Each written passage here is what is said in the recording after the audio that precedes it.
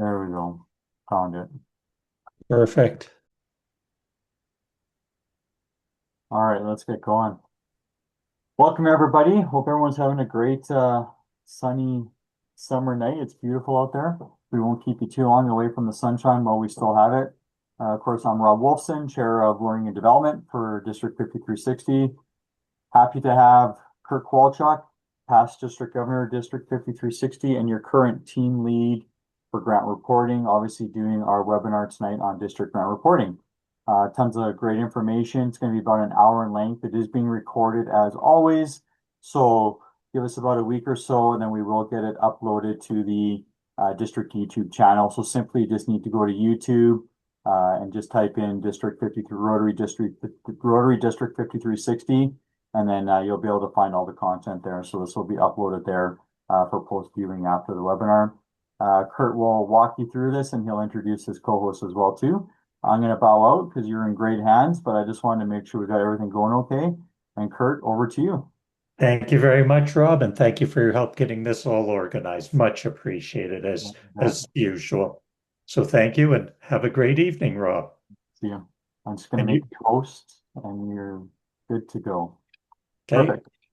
okay, take care. Andrew, if you could mute everybody, please, and we'll get rolling here.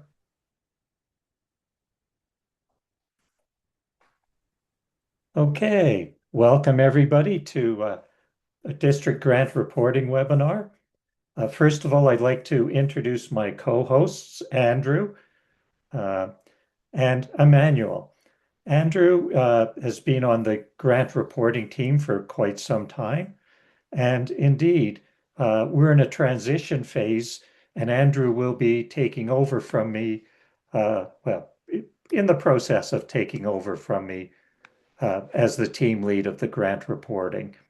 Emmanuel is a newer team member, and his focus is youth grants, and they're going to be helping me present today.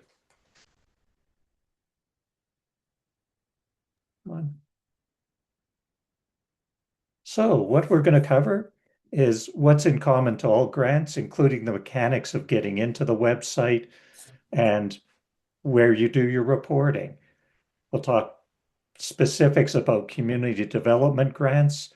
We'll talk about youth grants, undergraduate scholarship grants, and travel grants. What we will not be talking about is reporting for global grants, as that is done through Rotary.org. We're focusing on the district grants. We're also not going to talk about all the terms and conditions about applying for grants. Those are in the terms and condition document that you can look up online, and much of that will be covered in the October webinar, General Grants webinar. So that is something else we're not going to cover. So what's common to all types of grant reporting? Well, starting with the report deadline for 24-25 grants, the deadline's September 26th. These grants were approved on September 6th, 2024. So the 2-year deadline is coming up. Grants need to be reported within 2 years of approval or within 2 months of completing the grant activities, whichever comes first, which is something not many people do. And I would really encourage you to do it while everything's fresh in your mouth. So where do you make your report? And this is common to all the district reports. Well, you need to go to the Club Runner Grants model. Start by going to Rotary 5360.ca. And I'm going to fly through this very, very quickly because a copy of this presentation will be uploaded into the grants document section. So you can peruse it at your leisure to review the details. So to start with, you need to go to Rotary5360.ca and click on the member login, which will take you to where you enter your user ID and password. By the way, the district club runner uses exactly the same user ID and password as you use to get into your Club Runner version. So same user ID and password. Once you're there, you click on the menu item for grants. You click on My Club Grants, which, and now wouldn't be reporting on this year, so you want to click back to the previous year to get back to 24-25. Or if you're reporting 25-26 grants, just click back to that. Oops, sorry, wrong direction, hit the wrong button. What you will see is a list of all the grants from your club for that year. Um, these are my club's grants. And you select the one you want to report on. When you select one of the grants, the grant you want to report on, there are two areas that you will need to add information to. One is the documents, and one is the individual project report section.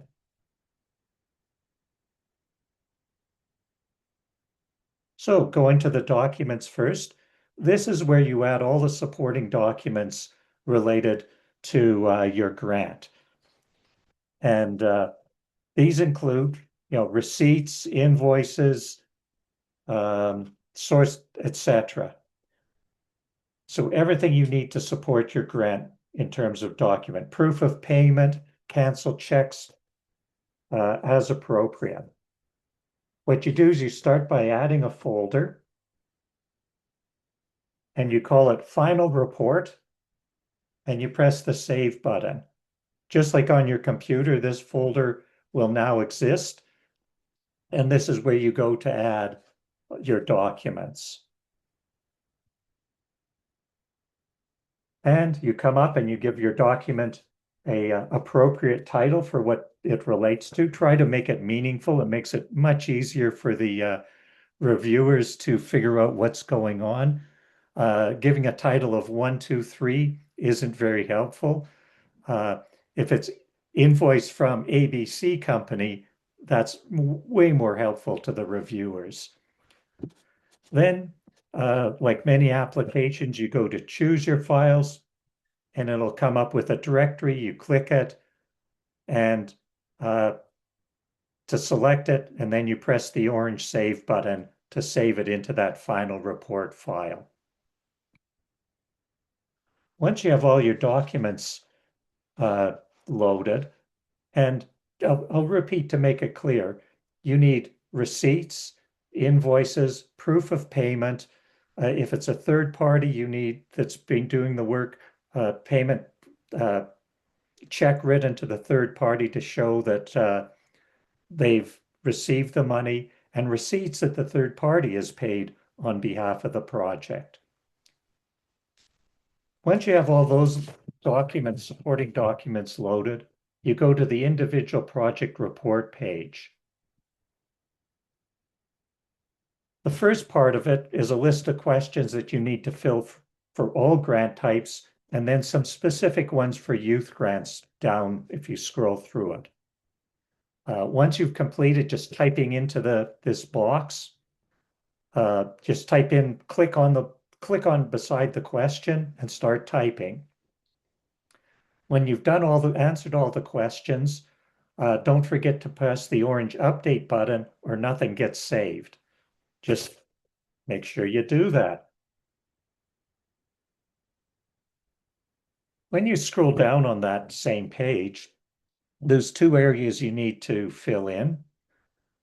The first is it's all around the financial report, the sources of income. I mean, for a simple project, it's your club funds and your the grant funds. If it's a bit more, if you've got partners, other Rotary clubs could have contributed, or other Rotary clubs could have received grants, received a grant because you're doing a joint project. So you'd add one line for each club contribution and one line for each grant amount. So that's it. And when you click on the line, if you're adding it, especially if there's more than one club, when you name the club on the income line. Then on the expense line, two ways to do this. If you have a lot of expenses, you can create a spreadsheet and upload it back in the documents section. And on this page, simply add an expense item that has a title, see attached expense spreadsheet, and put in the total amount. Should note, make sure you are entering Canadian dollars and do put it in the two places that it asks for it. If you only have a few expenses, you can add expense line for each line and just put them here. If you only have two or three expenses, just add them here rather than creating a spreadsheet.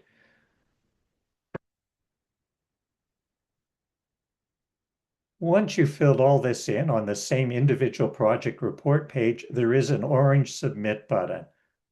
It's very important you press this because unless you submit your report, we have no idea that you are ready for us to review it.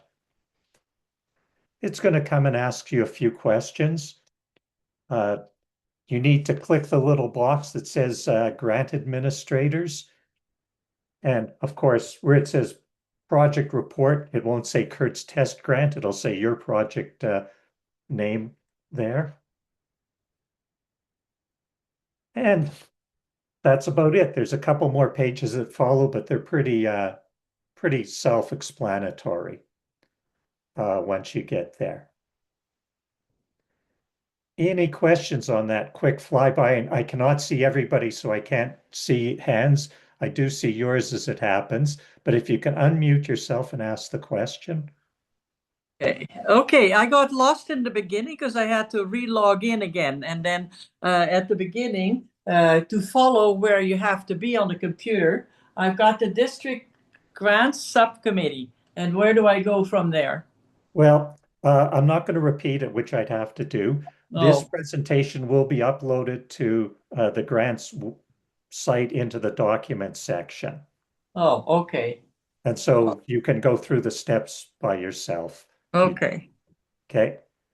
Because we're trying to keep this short as possible to let people enjoy the rest of their evening. Rick here. Yeah, hi, Rick. Hi.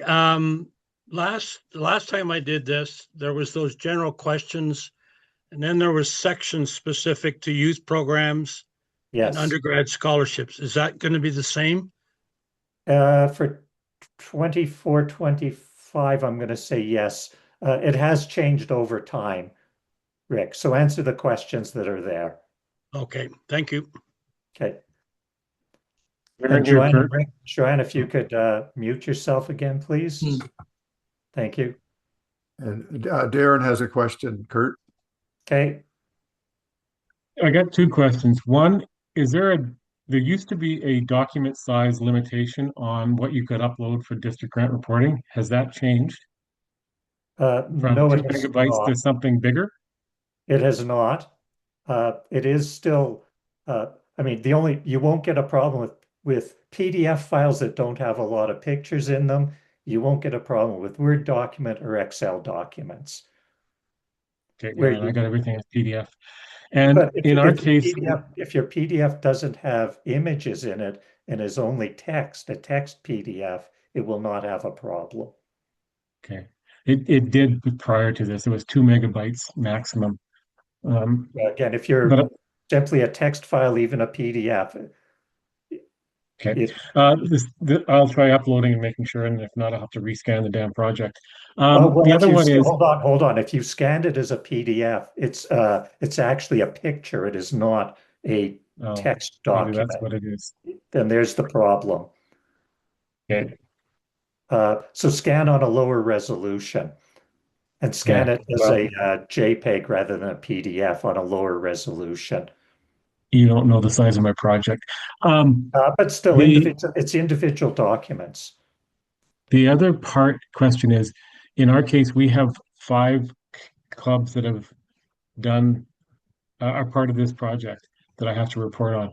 Do I need to give them the same access so they can upload it as well? Or as the primary No. club, can we just report it? Actually, I'm going to answer it differently. As the primary club, you must report it for all on behalf of all clubs. So do I have to go to theirs and upload it in theirs as well? No, there is only one Just the grant. one time. There is Okay, only one application. perfect. However many clubs are involved, there is only one application on the website. And Okay, you're good, responsible for reporting lock, stock, and barrel. good. Done. Thank you. Okay. Jim, I see your hand up. Only coincident because I only see 5 people because I'm sharing my screen. So I just got lucky. Can you hear me? yeah, Okay. I am brand new to this. I'm actually brand new pretty much to Rotary. So this is all new to me. There's a reference earlier on to 3.1, 3-to-1 ratio. I don't know if that's significant or not, but I have no idea what that reference is. okay. So that will be covered in the grant webinar in October. Perfect. That's again part of the rules, the terms and conditions, which the terms and conditions document is available on the grants website in the document section, which you could take a look at. But Okay. that's something that's a terms and conditions to get the grant. Okay, appreciate it. Okay. If you could mute yourself again, Jim. Is there anybody else? If you could unmute and just ask the question. It's all quiet. That's good. I'm going to move on then. Okay, community development grants. So that's where we're going to start. In some ways, these are the simplest grants for reporting, or can be, depends what they're for. As I said before, you need invoices, receipts, proof of payment, canceled checks, transfer of funds documentation. This is if your club is directly paying for everything. This is how it would work. If your club is using a third party or involved with a third party and they're paying the expenses, a little bit more complex, not much. You need proof that you transferred the funds to the third party. Again, cancel checks, transfers, if you did electronic transfers, documentation of that. And the third party would have to provide you with invoices for things they bought, receipts, proof of payment. We need an audit trail to show the money was actually spent on what you got the grant for.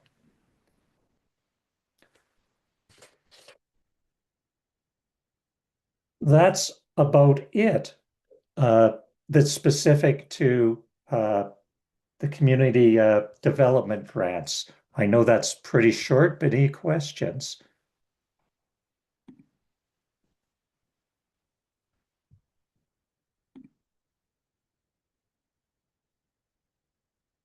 And of course, this is what this information, these documents you'd upload to the document section.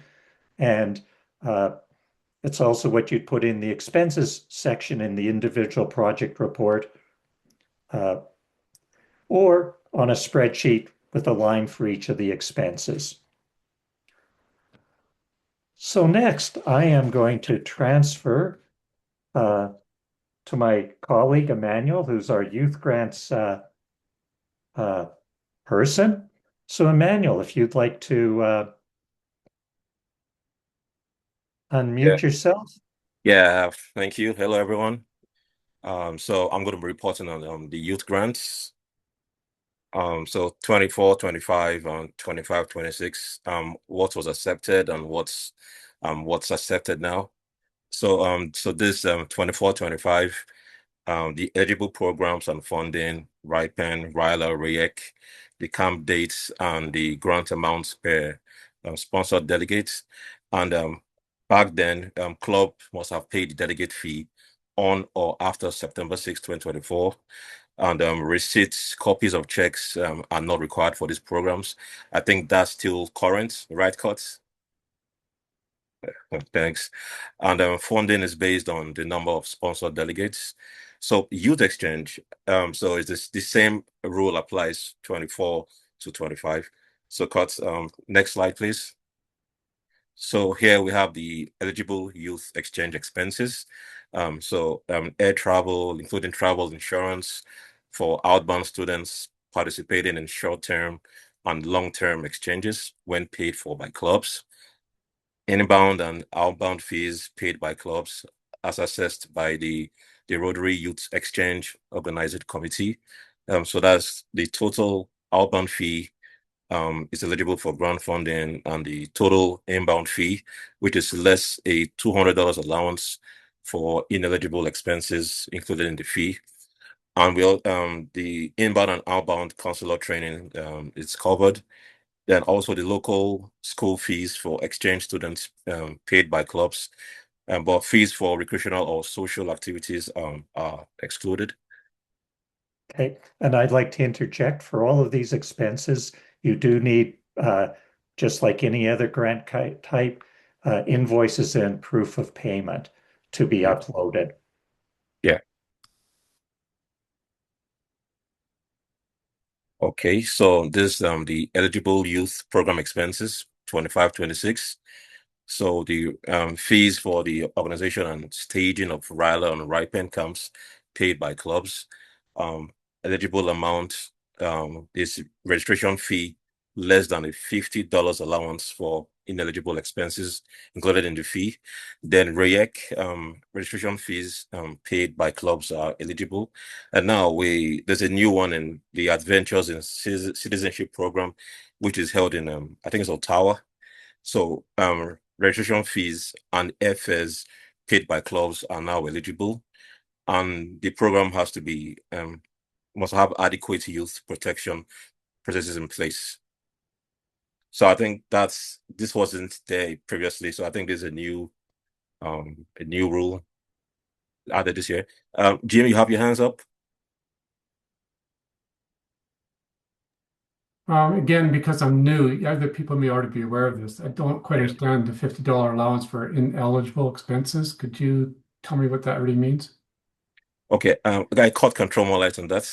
Okay, so previously what happened was that, so there are all of district grants, all our money that we give out for district grants comes from the Rotary Foundation.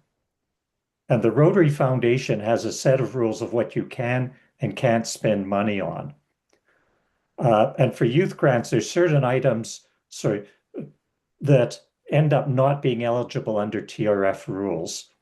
In prior years, it's a list of every single expense from the youth camps was gone over, every single receipt and expense, and figure which ones were eligible and ineligible. And this took hours of people's work. And until after the fact of the camps, it wasn't quite known how much clubs could claim. When we looked at the last few years, it typically was around $50 plus or minus a couple dollars each and every year for both of the Ryla and Ripen camps. And so it was decided to simplify it, both on the grants team and not having to spend hours going through all the receipts, but simply to deem it as a $50 of expenses that the Rotary Foundation would count as ineligible. Much simpler and much simpler for everybody else, because now starting in 25, 26, you know, for the reporting purposes, what you paid less $50 is what you can claim on the report. Okay. Okay. Yep. Rick, I see your hand up.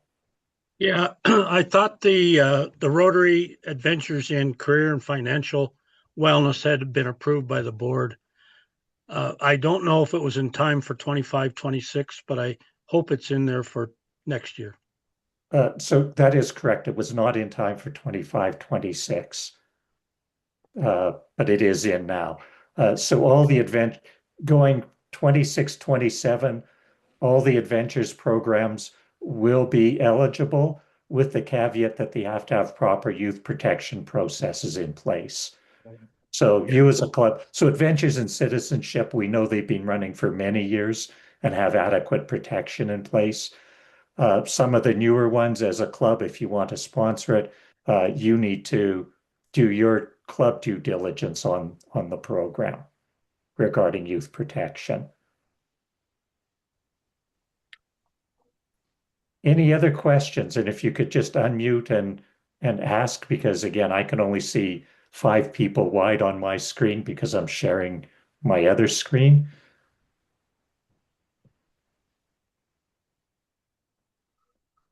Just a Well, comment, Kurt. I like yes. the simplification of the $50 allowance. Yeah, thank you. I mean, it was we were trying to get out of work that we didn't think we had to do because literally it took hours and hours to do it. And like I said, every year it was plus or minus $50 plus or minus a couple dollars, which, yeah, nothing in the grand scheme of things. So thank you for that comment, Rick, and your support on that. Well, Manuel, looks like you got off easy for questions. Thank you very Yeah, much for yeah, presenting. straightforward. So now I'm going to ask Andrew to unmute himself and start with the undergraduate scholarship grants. Okay, hi everybody. Thanks, Kurt. Thanks, Emmanuel. So we'll look at undergraduate scholarship grants and then travel grants. So actually, so to begin with the scholarship program with the final report in mind, and that applies to all the grants you've heard about, but just there have been some headaches, I'll mention them, because people got excited, did these scholarship grants and did not keep the proper paper trail. So let's just go through these points here. Present the scholarship after the approval date of the undergraduate scholarship grant. And so many clubs have an annual scholarship program, and just make sure that that is lined up with the approval date of the TRF funds. There's a few question marks out there in the district regarding that. So, and then have current contact information for each student, and I'm going to suggest their parents, because students often change emails, especially as they head off to university. The university gives them a new email, and you've lost your trail to that student.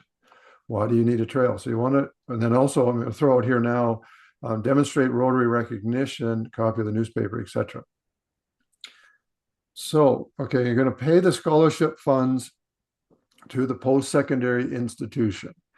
And we'll talk a little bit about alternatives to that. And then when you pay the funds, you're going to get a receipt or a statement from the post-secondary institution. Sometimes we see it coming through the student's account. Often, I think the universities are well aware of handling scholarships, and they'll send you a receipt, a document that says they received your funds and they're going to apply it to student, Sally or Billy's account. And then keep a copy of the canceled check, front and back. I suppose in the world of e-transfer now, I don't know if then you need your bank statement or some other documentation of the transfer of funds. And if you're going to write a check, have the institution's name and the student's name clearly visible on that check. Document the 2-to-1 ratio. Again, this is not the point of this discussion tonight, but just in your report, if you gave out a scholarship, just make it sure it's clear that your club met that ratio, that there's club money in there. And now here's the tricky one, is have the student obtain proof of enrollment or equivalent and send you a copy. So that's back up to that second line. That's where you need to have contact with that student, because sometimes they disappear on you and you are left scrambling trying to contact that student.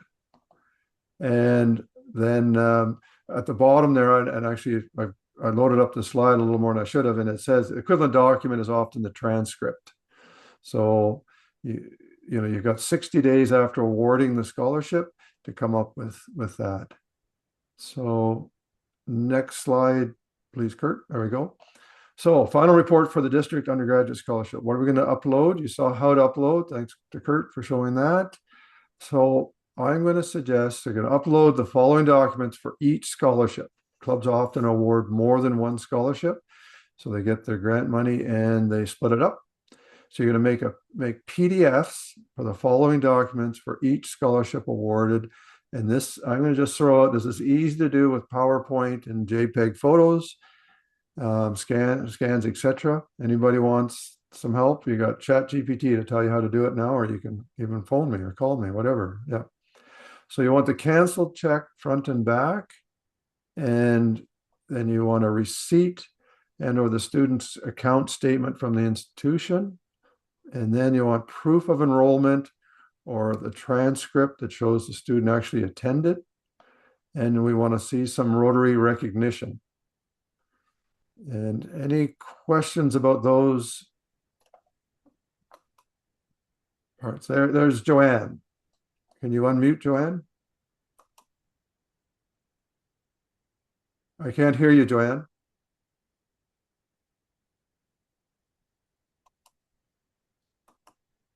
Okay, I can't. sorry, finally get the screen changes on me all the time. Anyway, what is the date that the district pays out the grant? If we can't hand out the money or send the money to the registrar until that date is known, how do we know what that date is?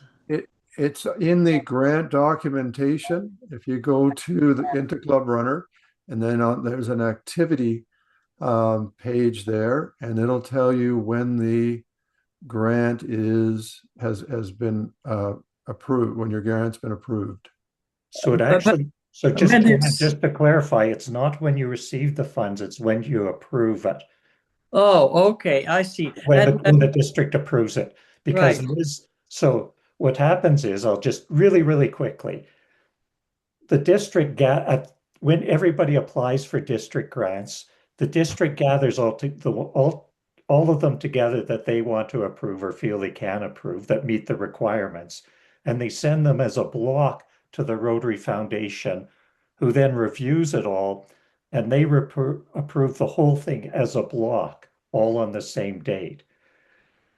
Shortly after that, within a day or two, it takes a bit of time for the grants team to process it. You'll get a notification that your grant has been approved. It takes at least a couple weeks before the Rotary Foundation actually sends us the funds to the district, and then a couple more days for processing, a few more days for the district to get that funds transferred out to the clubs. It's just the time it takes to process the numbers that we have. Right. Now, you can start giving out the money at the moment you have approval, and this is true for all grants. Of course, you don't, as long as your club can afford it and has enough money in your bank account. But you can start spending as soon as you receive the notification of approval. You don't have to wait for the funds if your club has enough money in the bank account. Oh, okay. Then it'll go to the treasurer then. It goes to the treasurer from the district. It's a direct deposit into your club's bank account. In the club. Well, there I miss a link usually. So, well, we do everything what you had mentioned, and the money goes directly to the university, and we get approval or commitment from the registrar, and we get the registration from the students, and then we're okay. And they don't get the money until we have that information. Now, I have 2 students who haven't been able to register because of problems with the system. And so we're holding on to their money until we get that confirmation. So we might then pass that on in 2027. Is there an issue with that?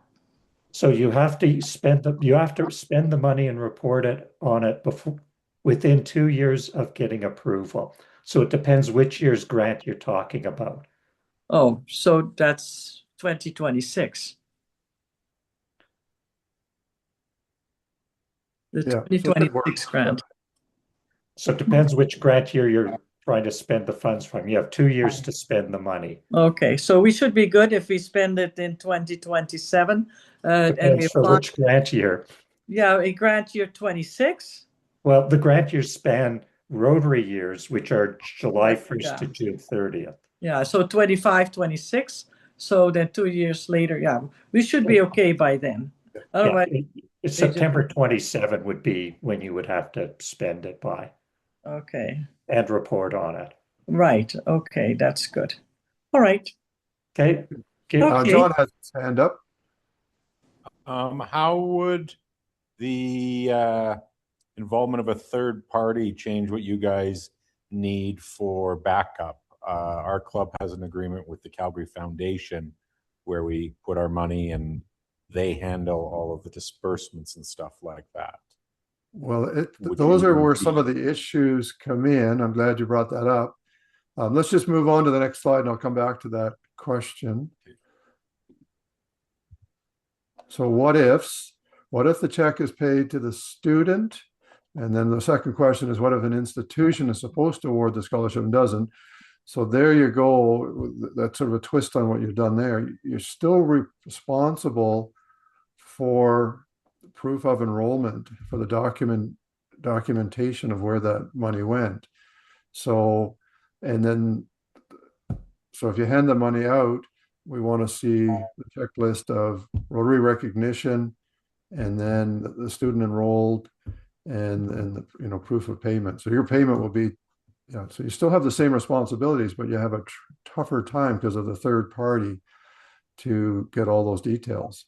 So I just caution you on that that approach. I mean, yeah, and because we have had it where I'm familiar, like I know you've had some trouble in the past getting all the information, and then recently we had a club give money, and they've done it several years in a row. They gave money to an institution to award the scholarship. They had great recognition, but nobody met the criteria for the scholarship.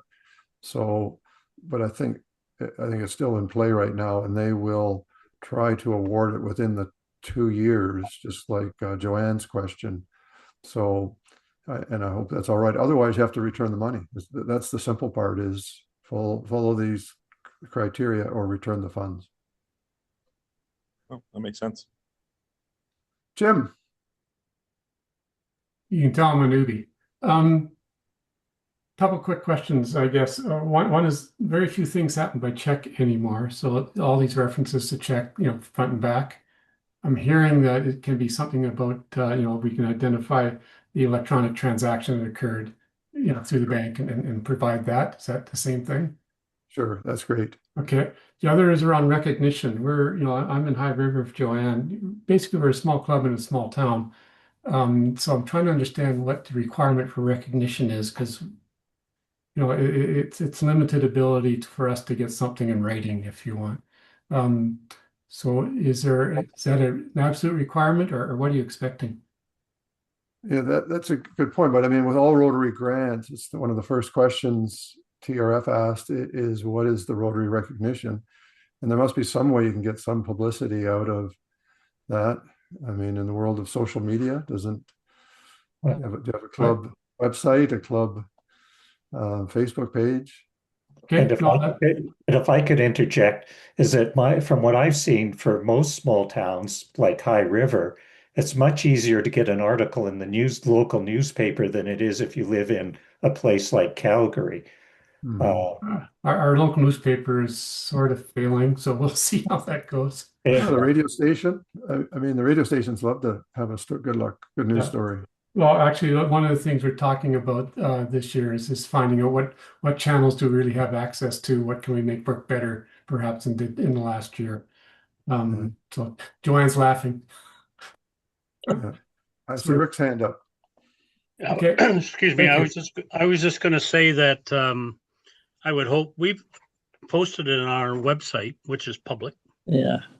And I would think that should be adequate, personally. Oh, okay. Okay, that's That. good. That's my opinion. Yeah, I think we've done something similar, but yes, we can do that, right, Joanne? Yeah, we did. Okay. So, I mean, that is to me, that's the minimum. Ideally, you want it in a newspaper, radio, uh, even even at the graduation ceremony potentially, or some presentation is a form of recognition. Mhm. Yeah, we're just trying to improve on that. So thank you. It's best efforts. How's that? Okay. And I don't see any other questions, so we could go on to travel grants. So travel grants is to visit another club in another district and work on a project. And there's up to 4 travel grants a year. So $10,000 the club puts aside. They doesn't always get used, but they have been used very effectively. And they can be shared all sorts of different ways, which makes the final reporting maybe more of a challenge, but people have certainly used them in lots of different ways effectively over the years I've been involved looking at it, and it's kind of fun to see it. So see how they get used. So next slide. And so begin your travel grant with the final report in mind. And I think this pertains particularly to the travel grant because it's sure hard to go scramble and find receipts if you didn't collect them all the way through your journey. So you'll be using your own funds or club funds for all travel expenses and submitting documentation for reimbursement up to $2,500. So quite different than a grant where you get the funds and then you go do a project. So submit all documentation within 60 days of the end of If I travel. could, sorry to interrupt, Andrew. For the 26-27 year, that will be changing. It will be more like the other grants that your club applies for it, and the club receives the funds up front. But that changes going forward, not for the current 2 years that are out there. Okay, good. I saw that come through there. So yeah, good. And so document that the grant was used for the same travel as the grant was awarded. Provide an itinerary and report of accomplishments. So there's usually a letter from the club that you visited, sort of recapping what you've done. And then all transactions, including booking flights, must occur after the grant was approved. That's usually it'll be interesting to see what the new rule, if that is changed. That doesn't change because that's a Rotary Foundation rule. You cannot spend money before the grant's approved. But everybody always wanted a deal on an airline, and they all want the grant approved overnight. Well, Keep all receipts and number your receipts. I'm going to suggest that you take photos of all the receipts for backup and for submission. And then you're also going to put all your expenses into a spreadsheet and correlate to receipts by numbering them and convert to Canadian dollars. And you'll say, oh, I'm being fussy. But sometimes somebody just uploads 30 different receipts in 3 different currencies to Club Runner and says, there's my final report. And it's kind of funny with the first time, but not afterwards. So please, and the best way is just sort of discuss it amongst yourselves and have a system to keep track of these receipts, because quite often there's various currencies involved. And then number 8, this is different, and maybe this will change with the new rules, but for now you have to make 2 submissions of expenses to receive reimbursement. One is you have to do the Club Runner just the same as we've seen with all the grants this evening.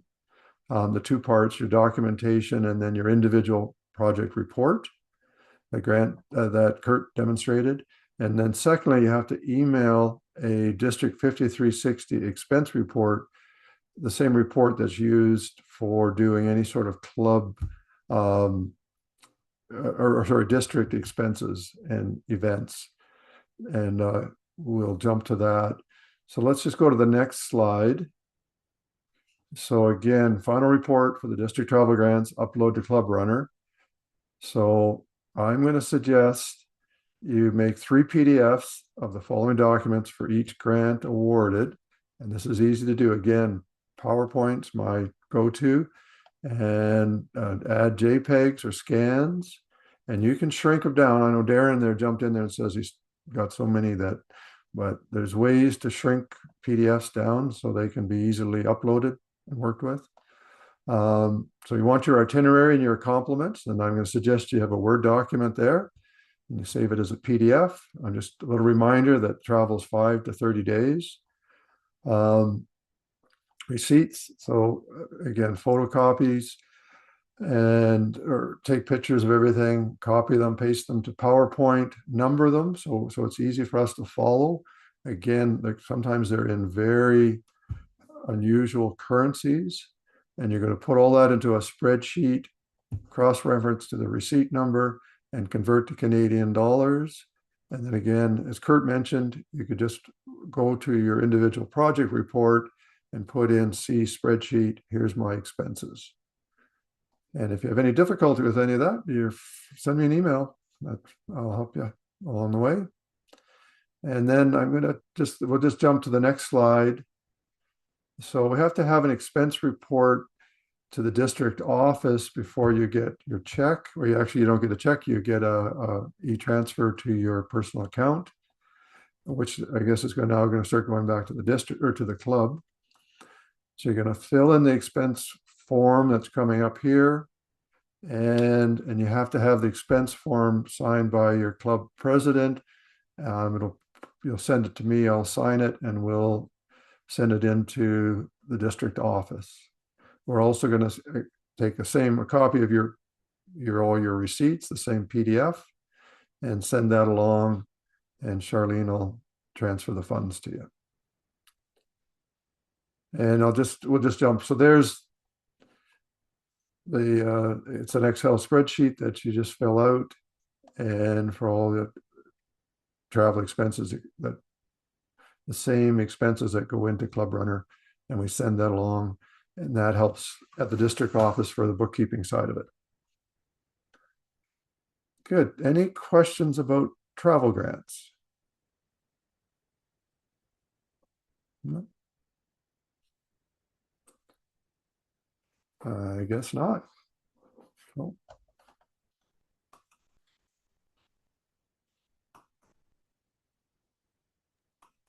any general questions that haven't been answered so far tonight?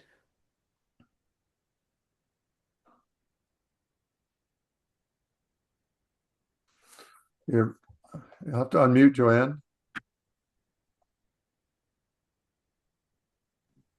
Okay, now I'm looking for the grants or the applications for grants for 25-26. And I find that the High River had the International Club who submitted grant applications. But I don't see any grant applications for our scholarships and for our camps. In that case, we don't have any? So how about, rather than try to answer that on the fly, because somebody's going to have to look at that with you, which is not appropriate. That's too specific to your instance rather than to the general audience, Joanne. Yeah. So, will you get back to me about that, perhaps? So you're High River? Yeah, High River, for the scholarships and the youth camps. For which For year? 25-26. Okay. Okay, I can get back to you with 25-26. Right. Thank you. Okay.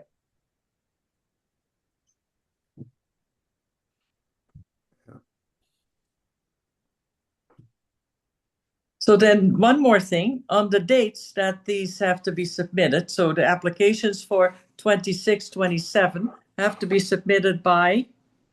The date's already gone by for 26-27. It was March 15th. Oh, so we missed that one. If you didn't submit before March 15th, the answer is yes. Okay. The next grant cycle starts March 15th, 2027. Okay. And that would be for 27-28. Correct. Okay. In March. Correct. Okay. March 15th. Okay. All right. Thanks. Craig just jumped in there and said that there isn't the two megabyte limit any longer.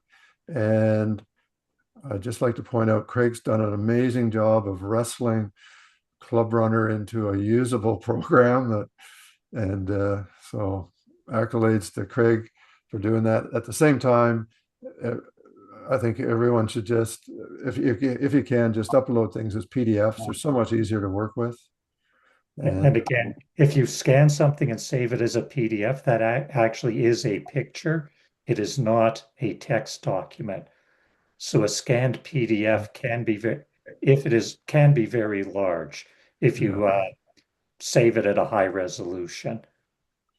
Yeah, I like to copy and paste it all to PowerPoint, and then PowerPoint will save it as a PDF for you, and you can shrink it down or put it into Word. There's a lot of ways to make a document that's quite easy to work with.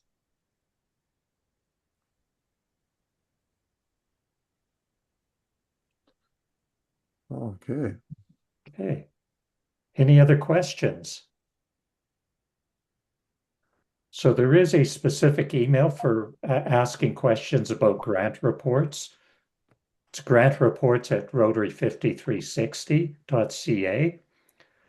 Currently, it is myself that is answering these emails, responding to them. In the near future, it will be Andrew's task to take that on, and he'll be the one receiving these emails. So thank you very much, Andrew, for taking on the role of lead of the grant reporting. Well, thanks to Kurt for years of working with the grant program. And Kurt, don't be too surprised if you get a few questions from me. I'm expecting them, Andrew. I'm expecting them. All good. Okay. Well, I think we can sign off. There's no further questions. One more thank you. Thank you, Emmanuel, for being with us tonight and presenting the youth grant component tonight. Thank you so much. It's great. Thanks, Emmanuel. Thank you all. Yep. Good night, everybody. Okay, no further questions. Good night, everyone. Good night, everyone. Thank you. Thanks a lot. Good night. Thanks.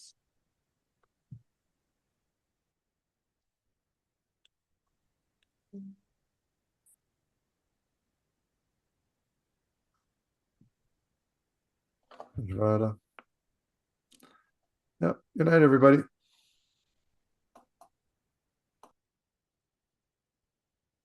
Good night.